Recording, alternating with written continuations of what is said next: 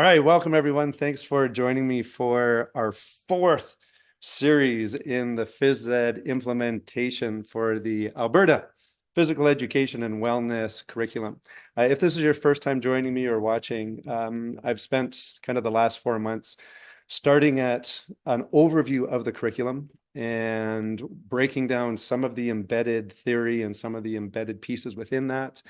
From there, we went on to how to look at potentially building a year plan. And from there, we took a look at teaching games for understanding.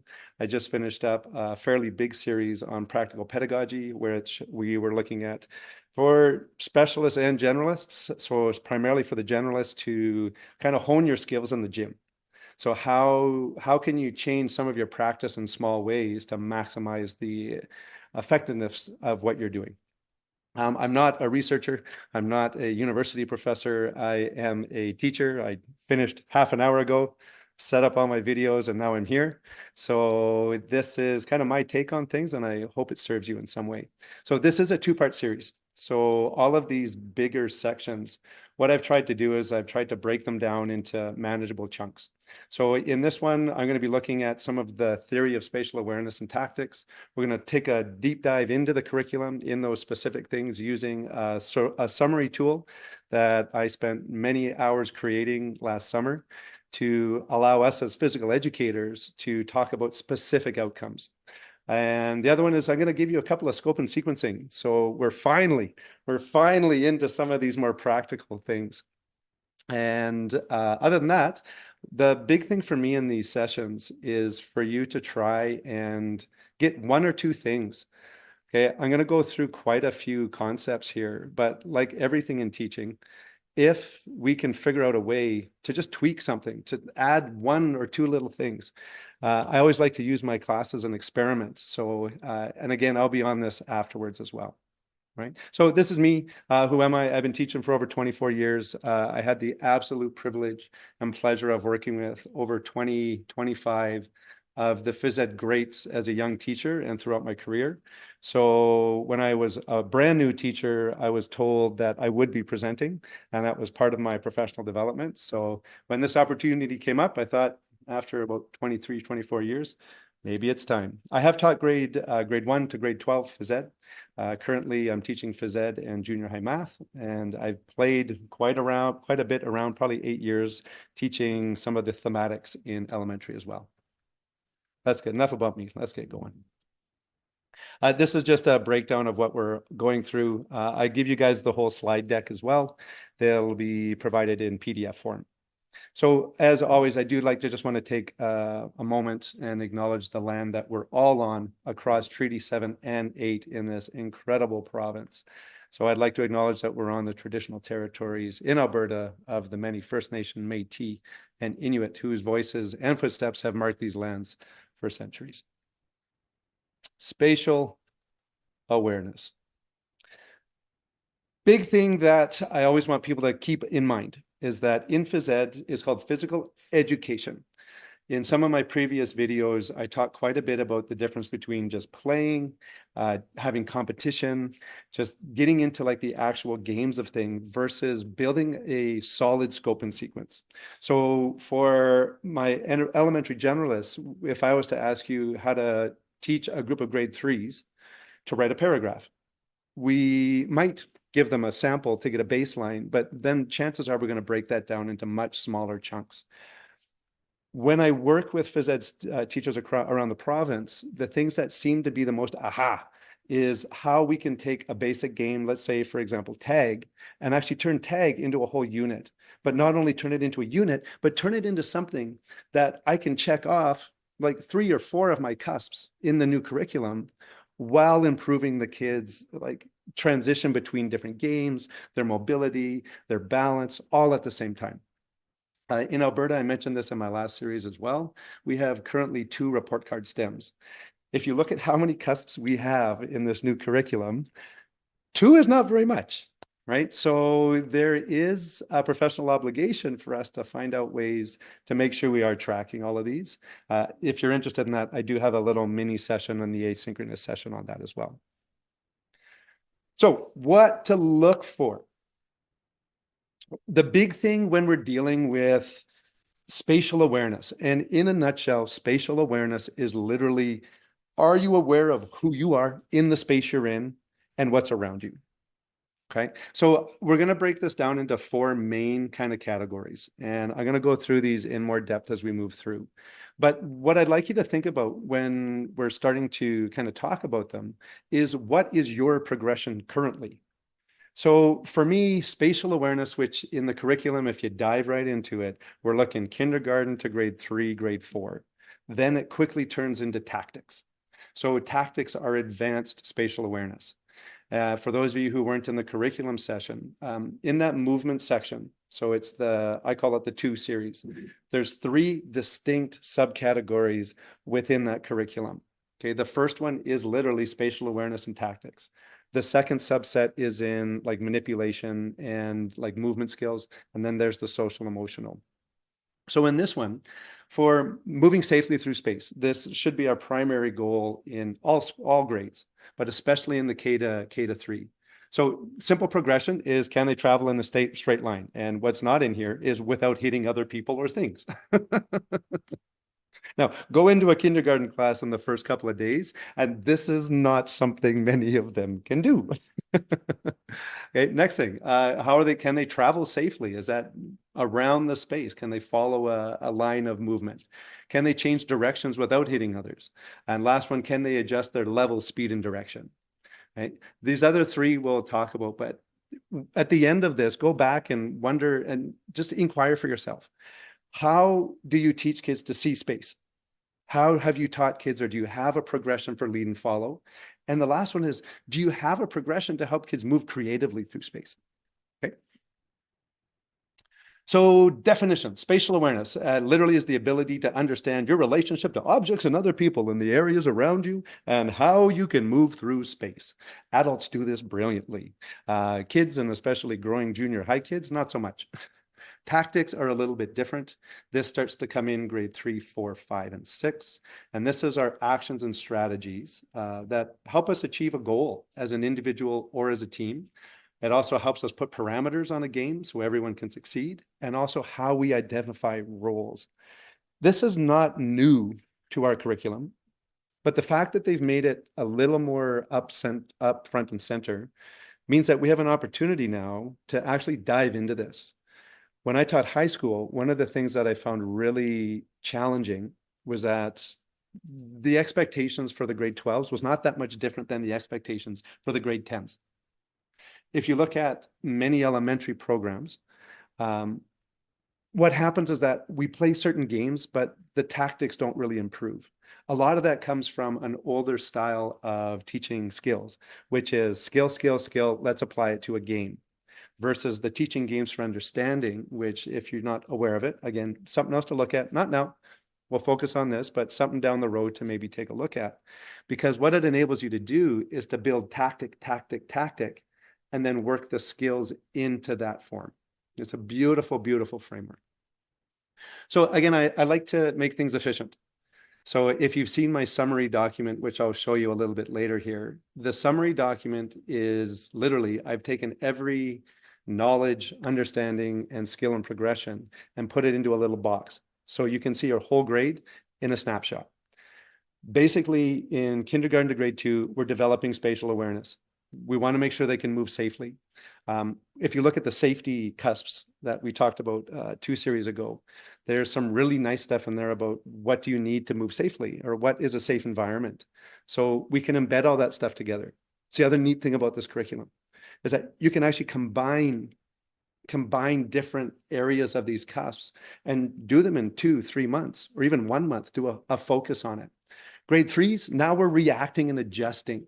So the language shifts to, can they move through space, to can they react and adjust. So the complexity of games that we get to do increase. By grade 5 and 6, as you can see, it's tactical planning and adapting. I'm going to share with you a game called Yoshi today. If you don't know Yoshi, for me, it's one of the best tactical games because there's so many layers to it. So basic locomotor skills. My recommendation is, whenever we're starting out a unit or a year, I do these things from or grade 1, never taught kindergarten, all the way up to grade 12. So never introduce a games unit until you have a baseline of how your students move. And those three, the big four for me are, again, where are they looking? Can they see space? Can they lead and follow? And the last one is, are they being creative? So these four are the lenses that I am evaluating my students constantly. It's the exact same one. Fun. It's so important. I put it in twice for you. So what does this look like? So again, the first one is, we'll just pop back. Where are they looking? And this might seem to be like something that's not that important to focus on. As a specialist for 20 years, we can simplify a lot of kids' challenges and their issues by breaking these skills down to minute little things. Now, if you are a specialist, what I'm hoping for you is that this series will also give you some resources to then take to any generalist that you're working on. I find it really hard here to actually sit down and do workshops with my generalists. I have quite a few of them. There's 9 of us who teach phys ed in my building. So sometimes just having a quick 15, 20-minute video, just this one thing. Hey, this week, let's focus on paying attention to where your kids are looking when they're running through the gym. You'll see at the stop that there's a progression: walking, speed walking, jogging, running. Like everything, we're not going to jump into like a game of pin the tail tag, where you stick the flag in your tail and you run around. If that's in the first couple of weeks working with your students, unfortunately, we're setting ourselves up for some pretty big injuries. Okay? Big injuries that happen in elementary and in junior high. Number one is water on the floor. Throwback to the safety talk we did. If there's water on the floor, if you have clothing on the floor, it happened to me today. I was playing badminton with my team and I was warming up a student, and another kid dropped a hoodie right behind me. And I took a step back and ended up on my side, almost hit my head on a bench. Right. So I digress. I'm sorry, I'm a bit of a safety nut. Coming back. Number one is water and clothing on the floor. Number two is collisions. Now, the only way we get collisions is when a kid is running and trying to see who's chasing them. And this happens in every sport, especially when we're learning that base level for the sport. So here, all through open space with no collisions, that's the goal. So can your class literally walk through the space without hitting each other or bumping into each other? You'll be amazed at how many elementary classes actually struggle with this.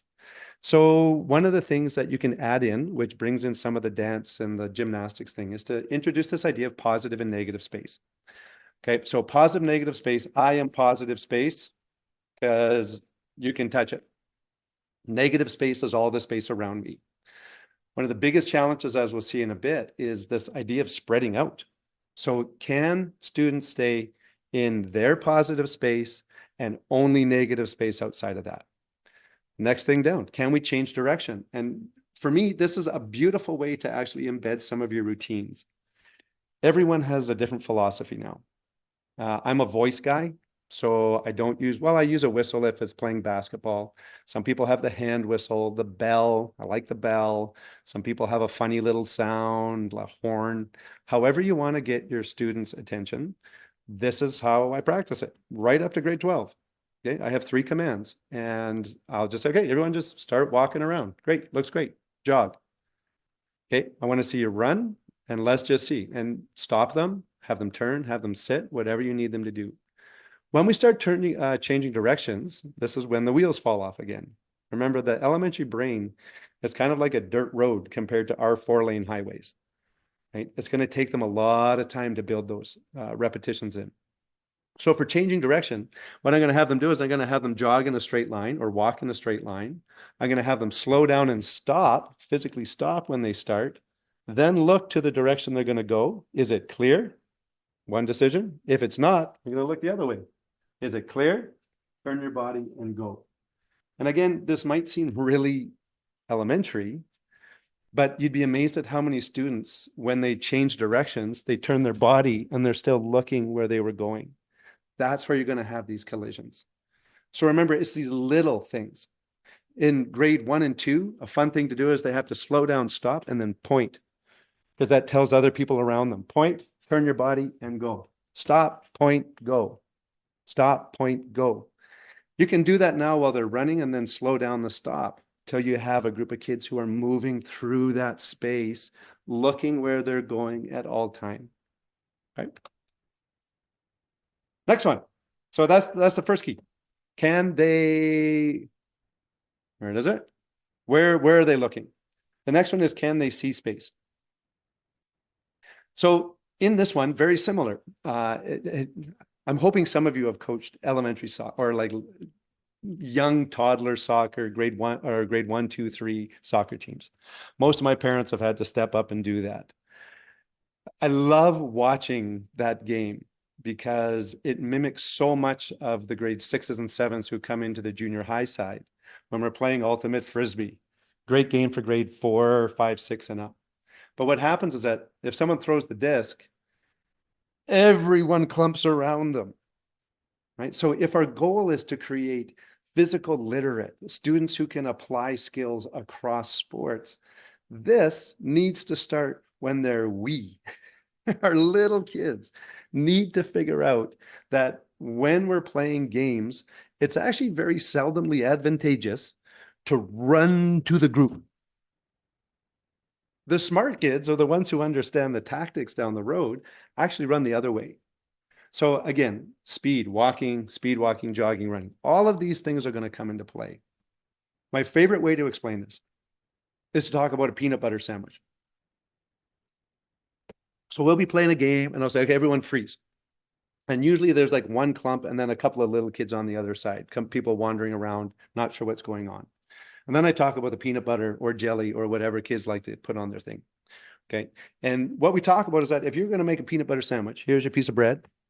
Would you ever put a giant clump of peanut butter in the middle, then put a piece of bread on top? No, we wouldn't. So we're going to spread the peanut butter. We want to see people spread out all over the gym. And once you like use your own analogies, it doesn't matter. But when you see it, especially when kids are young, it's the perfect opportunity to micro teach. Those of you who have been on my pedagogy series, we're going to micro teach. We're going to whistle it down. We're going to say, everyone freeze, look around.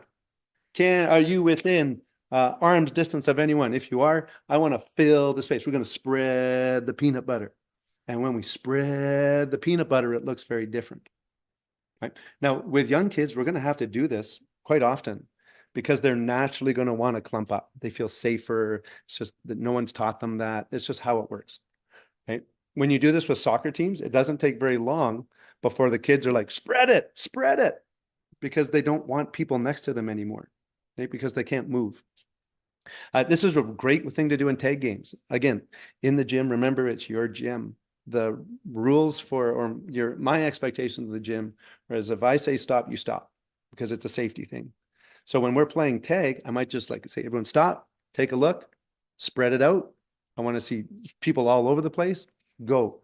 It's going to take us less than 10 seconds to build that awareness. Now, is every kid going to get it? Not ever. Just like in math, they don't all get it. But the goal is to help them start to see that. Okay. Again, stop and look around. Are you in the clear? Are you in the forest? Whatever analogies. With elementary, actually all the way up to grade 9, really, if we can give them visuals, okay, the mind thinks so much in pictures. Another great way to do it is to pull your class all together, have them play tag in half the gym, a quarter of the gym, and ask them, how does this feel? Like, is this fun? Why isn't it fun? Well, primarily because there's no space. Okay, great little opportunity to slow them down. Okay, can they still, by the way, even with that, remember we were talking about, are you looking? Put them in half the gym. Make it harder for them if it's too easy. Have them jogging around in a quarter of the gym and not touching anyone. You're going to get a lot of cool discussions out of that. So for me, this stuff is actually my first unit. I would spend days doing this stuff. Dots and lines. A lot of people have those floor dots, right? So if we're dealing with, like, say, grade 1s and grade 2s, and you find they just can't spread out, fun little job, fun little thing, have a kid get a dot and they find a spot and they put it down. And again, you talk about spreading it out. Then just have them jog around. Just have them jog around. Okay. When you give them the signal, have them find a dot.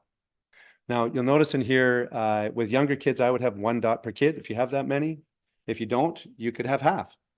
And what happens is that when you give the signal, those kids go to the dot, and all the other kids who don't have a dot, they're just going to keep jogging around, trying to keep out the space.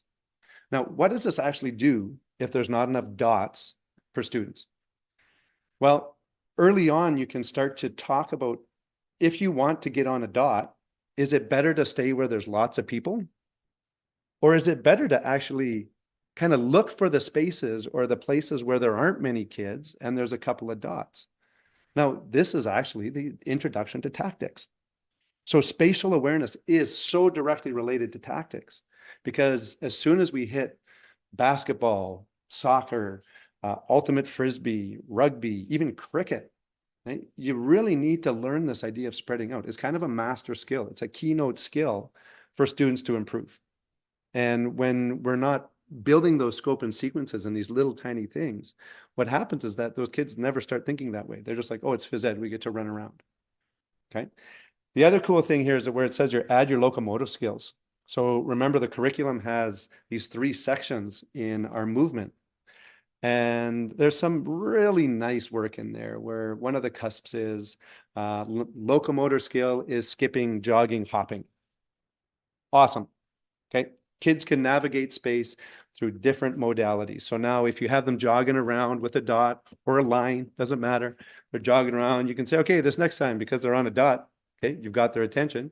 Okay, I want you to skip for this next round. I want you to hop. Now, what happens if your kids can't hop? There's a great teachable moment. So instead of using something like this for a warm-up, a lead-up where it's kind of fun like tag, you can actually create an entire like unit just by building this. And if you add in some animal activity, right? We're going to move like cheetahs, have a kid decide. You have to move like a 4-legged animal. A kid lands on a dot. Great. What animal were you? Fantastic. We're all going to do that. Right. So you get back to the space of just playing and moving. I've even seen people do this kind of stuff with music. Music stops, away we go. Okay, great. All right. Sorry, I'm just checking my chat there. And the other neat thing is that we can now start to add some manipulatives.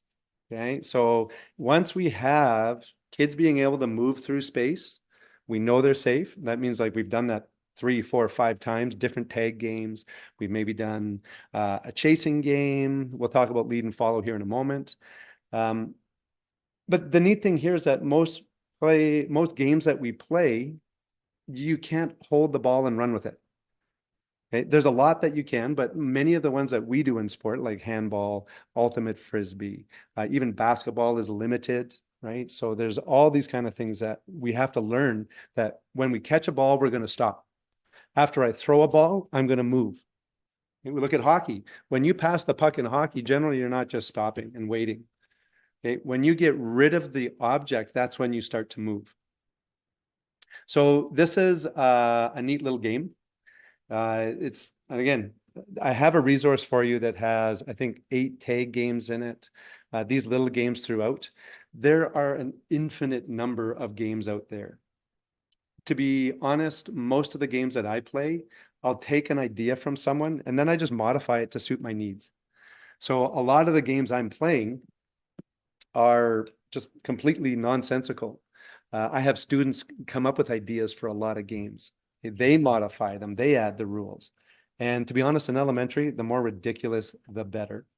So this one here is a simple little game, collecting treasure, whatever you want to call it. It could be harvesting mushrooms, maybe not mushrooms.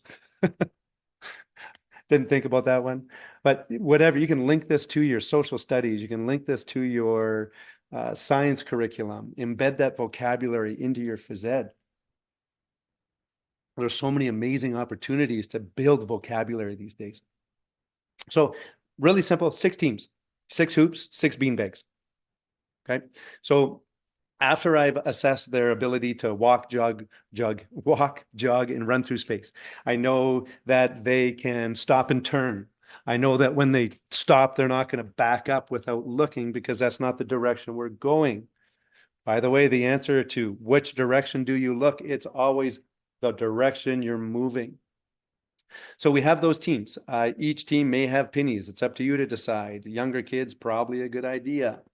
And what happens is that kids go and run or jog or skip or crawl, however you want them to move. If you're embedding all kinds of layers, so you can check off 5 or 6 cusps in one class. But so a student goes to another kid's hoop and they pick up a beanbag. That kid can't move. How are they going to move it? Well, now they're going to toss it to one of their teammates. As soon as they toss it to a teammate, they're going to move. They're going to move closer to their hoop. And the goal is to successfully pass those beanbags back to your hoop. End of game. Okay. And it's infinite. It's going to go on forever. Okay. The other thing is that you can add things. So if we drop it, it has to go back to the original hoop. You can add intercepting of passes for the older kids. We can add on rules. So now if I see 2 people on a team passing a beanbag, if I catch it, now I can pass it to someone on my team.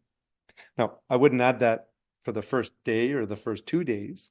I might introduce that as we go. Can we play this with other things other than beanbags? Absolutely. Could we do it with a passing instead of a throwing? You bet you can. We could even do it where you get a beanbag and you don't have to pass it, but you have to use a different level of locomotion to get back to your hoop. And these games are cyclical.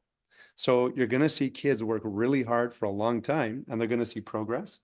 You're also going to have to talk about fair play because some groups are going to do better than others. Every elementary teacher knows that when someone's losing, someone's not happy.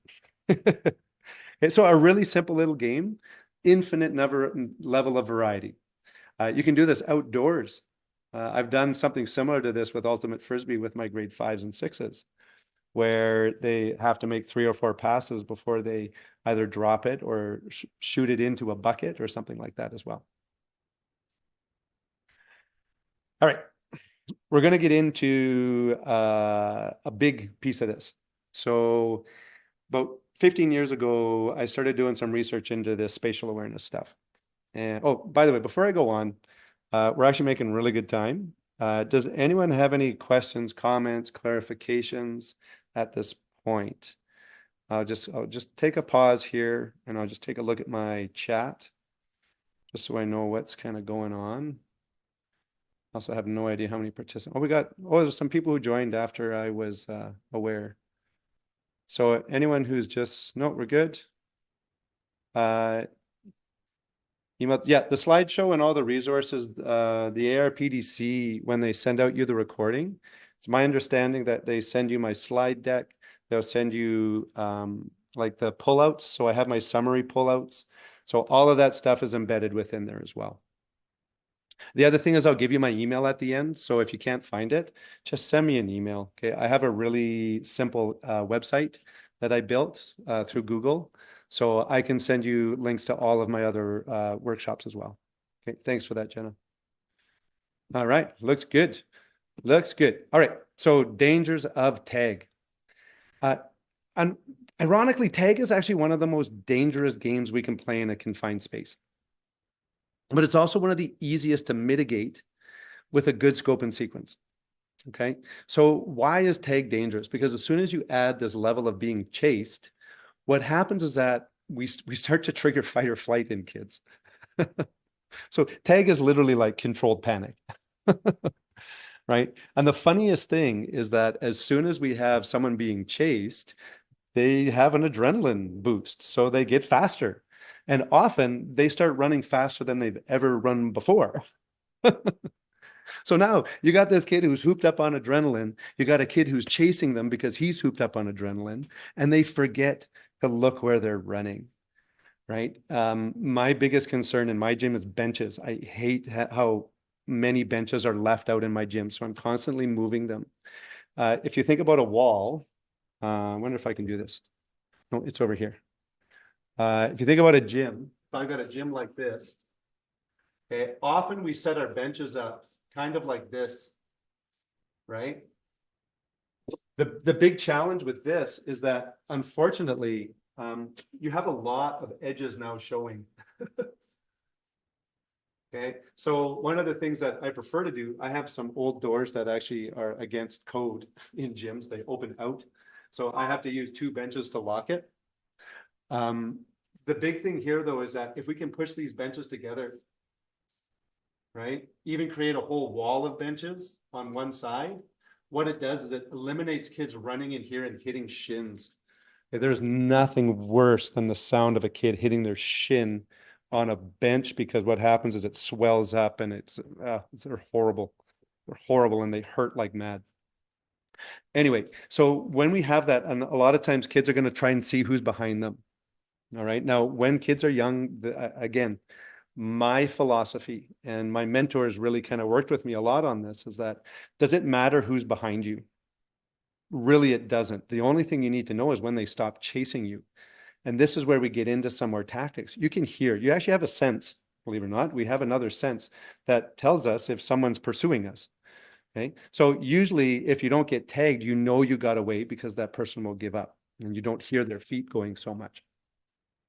So let's take a look at some scope and sequencing here for tag. Where is it? Right there. I want to show you 3 really short video links. Okay. This is again from a brand new workshop that I put together this year. I think I did it in Calgary and up in Red Deer. I didn't do it in Edmonton this year. But I had some students doing some research on world games, and they found these games from these 3 are all from India, and some of them are like 1,500, 2,000 years old. But when we think of tag in North America, it's pretty tame. So what I'm going to do is I'm just going to pull this up. Oh, sorry. There we go. So I just want you to watch this tag. I actually just started this with my kids today. So this is a tag game.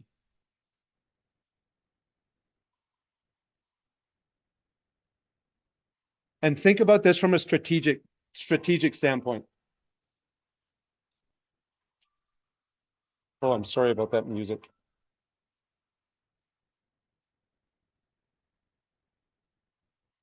Okay, so that's a game called Coco. Now, Coco is this insane game. I spent half an hour with my grade 9s just learning the rules today, and I have never seen them work harder. Okay, so tag has so many different iterations.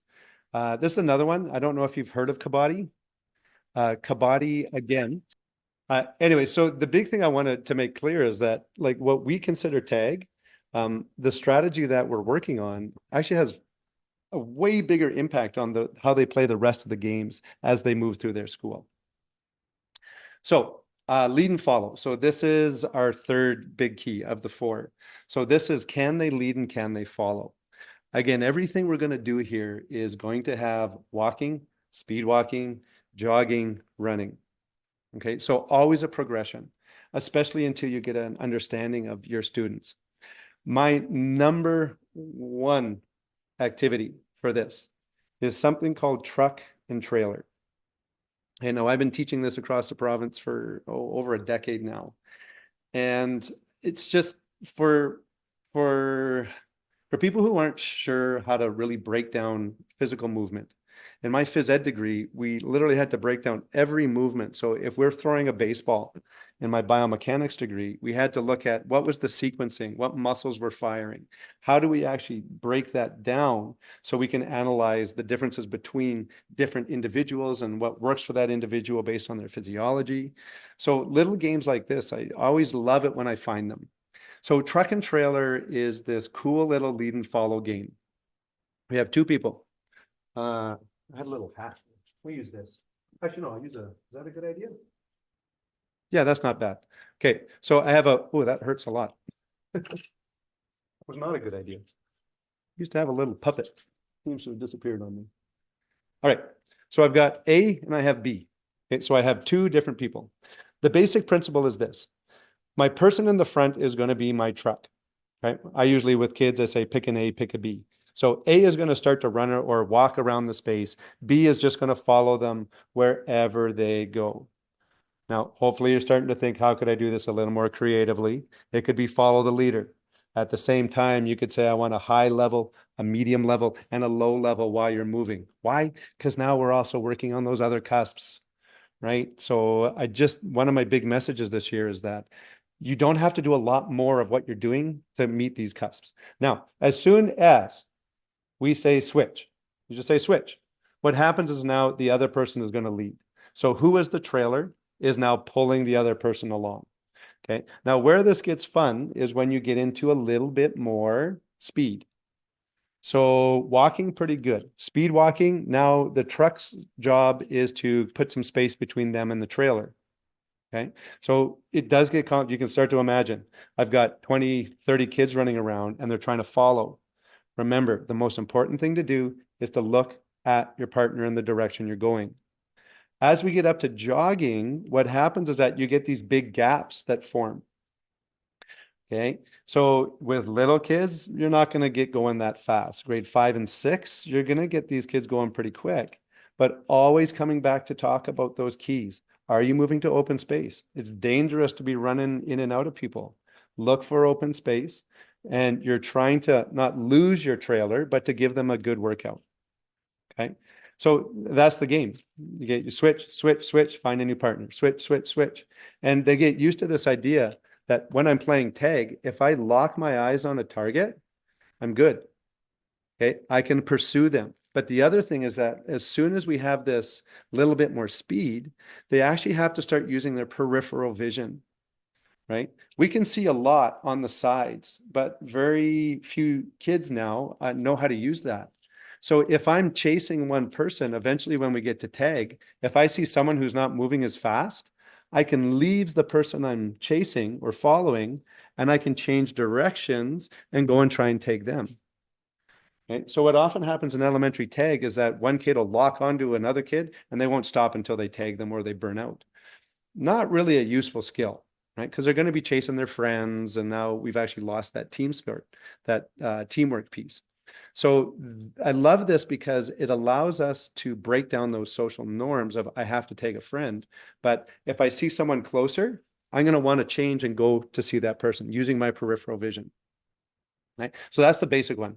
The next thing we're going to do is, again, you can add levels, you can add different creativity things, you can add different forms of locomotion. So every time I say switch, now they're going to skip, or now they're going to crawl, now they're going to sidestep, now they're going to grapevine, all things from your locomotor cusps. Next one is switch, change, unhook. So we ramp this up. So now I'm going to take two groups. So I had two groups like this, 1, 2. I'm now going to have 4 kids in a line. Or 3, however your numbers work. Okay. Now the person in the front is still the truck. Okay. So they're running around. They're not holding on to each other. They're running around. And when I say switch, what happens is that they change direction. So now we're following the person in the other lead. Okay. So we're going back and forth. We do that for maybe a minute. Then we add change. So change means this. So switch means we're reversing the line, we're going the other way, we're switching directions. Change is we're going to change the leader. So this person out in front, they're going to step out and they're going to wait for the trailer to get there, and they're going to end up in the back. So they literally go to the back of the line. We keep going in the same direction. So switch directions, change the leader, right? So if this is my leader and I say change, that person is going to step up or like step aside, and we're all now following this person. Okay, the second in line. Then we say change, have a new leader, and they still have 4 people running in line, but we're changing that leader. So we do this sometimes for like 5 minutes, because now you get creative. You go switch, change, switch. And again, walking, speed walking, jogging. This gets a little chaotic when they're running full out. So I try to keep it to a jog.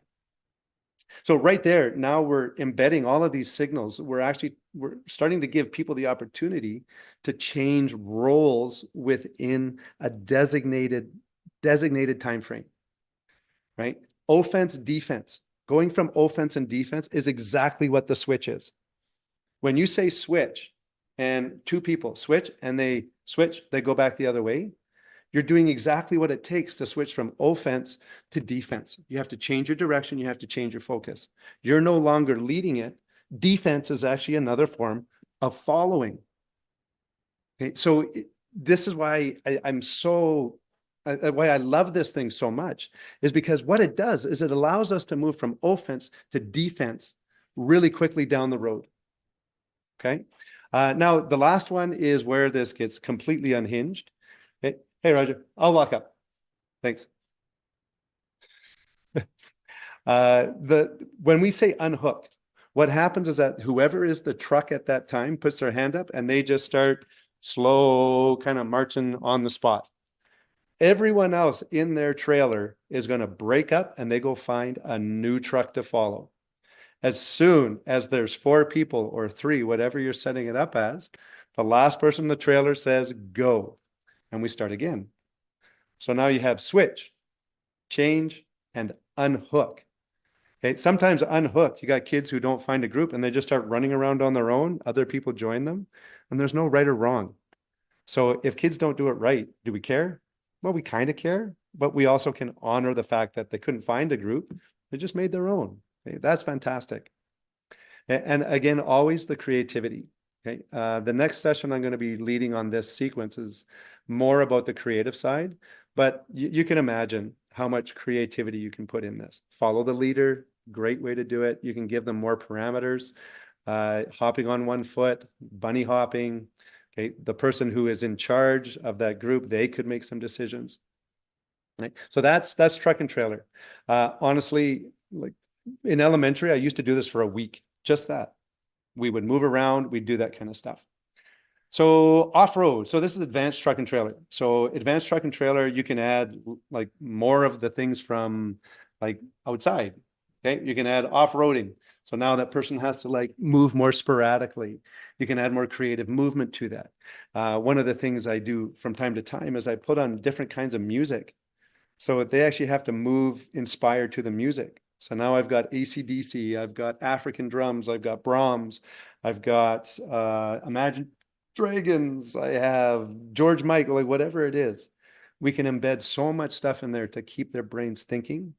So the spatial movement piece becomes automatic. Right. Now in here, I've added a link to this. There's another truck and trailer tag that's a little bit like crazy. Because what happens is that two people hold on to each other's hips. So the person in the back, and their job is to prevent the three or four people who are running around from attaching to their hips.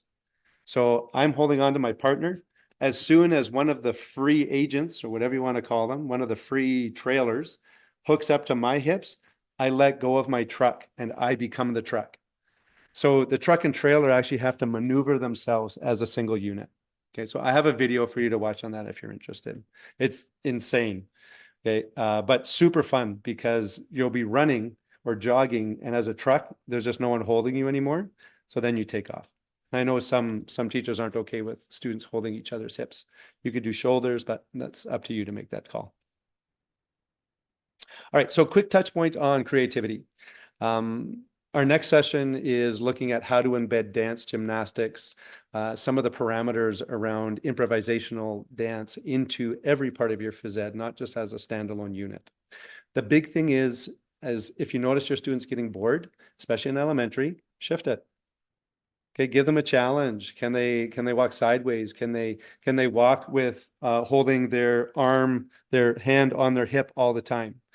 Okay, it's called moving through limitation. Have them hold their hands together in front of them and do all the motion that way.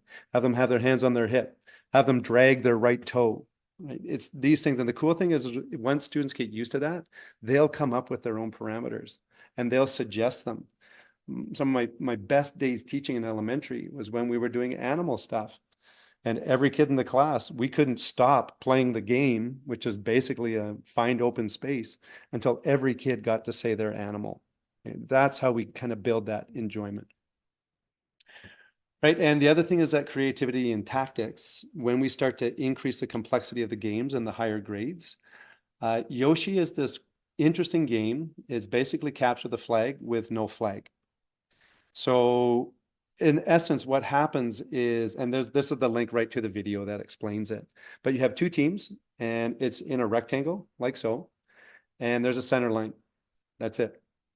In the video, they use a mat. I don't do that. I just use an end line. The goal is to get your entire team to across the other team's end line. That's it. Yeah, no worries. Thanks, Jenna. So once you get your whole team to the other side, you win. Okay, that's it. The key here, though, is that if you get tagged, you freeze, and someone from your team has to safely run and tag you, and then you get to walk back. Okay. The neat thing is that it builds this invasion game with tag, with strategy. So the first time they play it, it takes forever. But then kids start to figure out, well, if we leave one person in the field, then we can actually win easier. And the tactics are going to shift. So I wanted to put this in here. I'm not going to talk about it a lot because the game is pretty straightforward. But the more you play it, especially the first time when you teach it to a group of kids, you'll start to see the strategy. And that's what we're going to give them. A minute, 2 minutes. Talk about it. Who's going to be the person who stays back? Who's the fastest on the team? We probably want them to not cross over yet. Or if they do, what role can they play? Right. So again, a handful of games, you can create these really neat units. All right. So I promised that I was going to go through the cusps for this specific thing. And our timing is looking spot on right now. So we have these knowledge, understandings, and procedures. Please remember that it's the last column that is what we are held to when we are doing our evaluations. Okay? This is what used to be called our outcomes. Okay? The knowledge is what they kind of want, what we're supposed to teach.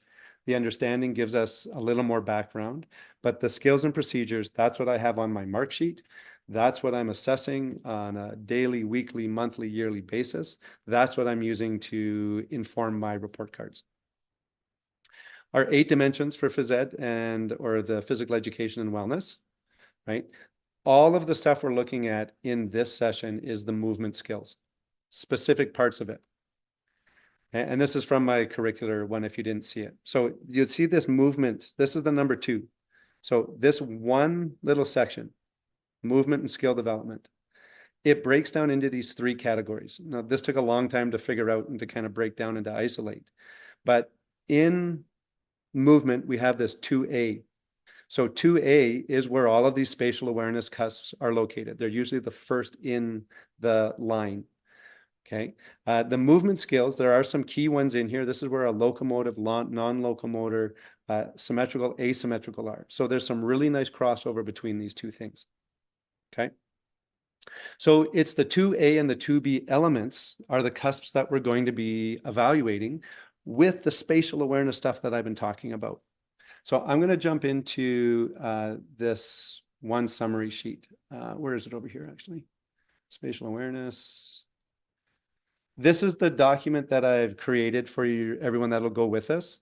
This is the full movement skills. It's on 3 pages. It's a big document, but it's a big curriculum.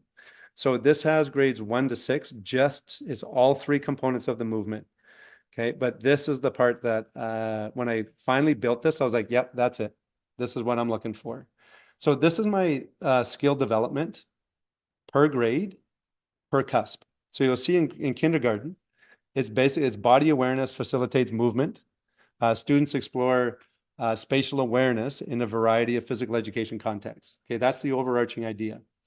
The big thing that we're evaluating on is practice movement with spatial awareness.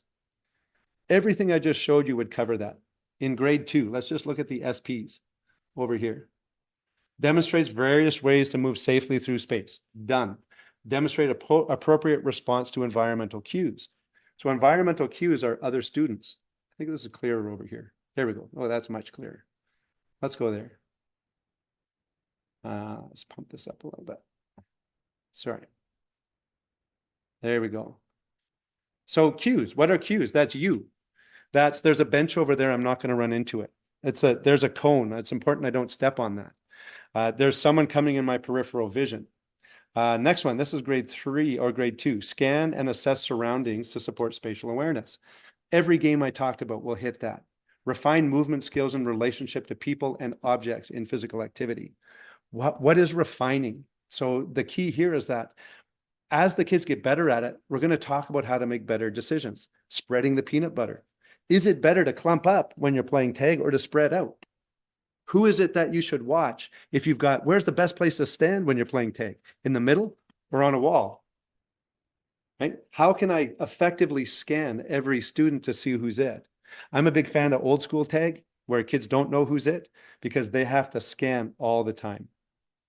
This next one here is fascinating because it's modify and adapt gameplay based on awareness of spatial changes. So this is where we give students the opportunity to maybe change the space of a game, okay, or to change a rule of a game because it's not working based on the space we have or the kids we have or the equipment we have. These are really quick discussions to give kids that opportunity. Okay, grade 3, now we're looking at tactics already. For me, this is in participants and situations. So how do the tactics need to change? The ones that are in kind of bright blue are ones that I think are essential. So in this one, when we're playing tag, there's tactics involved in that. How do you effectively tag someone or not tag or transfer? Okay, so I'm not going to go through all of them. I will look at the grade 6 ones because you'll see they get more and more as they get down. So here's some grade 5s. Assess the effectiveness of tactics in various physical activities and game structures. Recognize how changes in rules influence tactics used. So a game like Yoshi, again, we can add rules, we can take out rules, and just talk about that. A lot of phys ed is just discussion. It's giving kids the opportunity to talk through things. Right. So this is the big thing. So when you're dialing into these expectations, having the summary document and focusing on 1 or 2, maybe 3 of them at a time with however you're doing your checkbox or whatever tool you're using to assess. Again, I have a micro teaching. It's about 15 minutes on how I assess and how to make it efficient. If you have a system, use it. They're all good. But if you identify the cusps you're focusing on, what you focus on will expand. So what you're asking them to do, what you're talking about, what vocabulary you're using, you're going to see it improve. So using one of these tracking tools where you go, for the next couple of days, I'm going to focus solely on how these kids move through space. For me, that's, can they see space? Do they spread into space? Can they lead and follow? And are they being creative? Oop, wrong button. There we go. So a couple of other key terms. These are things that students need to know in order, in order to follow instructions. So what is personal space? What is general space? That's our positive and negative, right? What is our locomotion? So this is moving, non-locomotor skills. This is where we get really creative. It's high, medium, low, right? It's twisted, it's straight, it's floppy, it's noodly. Symmetrical, asymmetrical. These things show up in the cusps, and sometimes that's all they are. So we can actually tick off those boxes as you see them. Oh, wait. Yeah, fantastic. Yeah, awesome. Thank you, Alyssa. Yeah, Yoshi is unbelievable.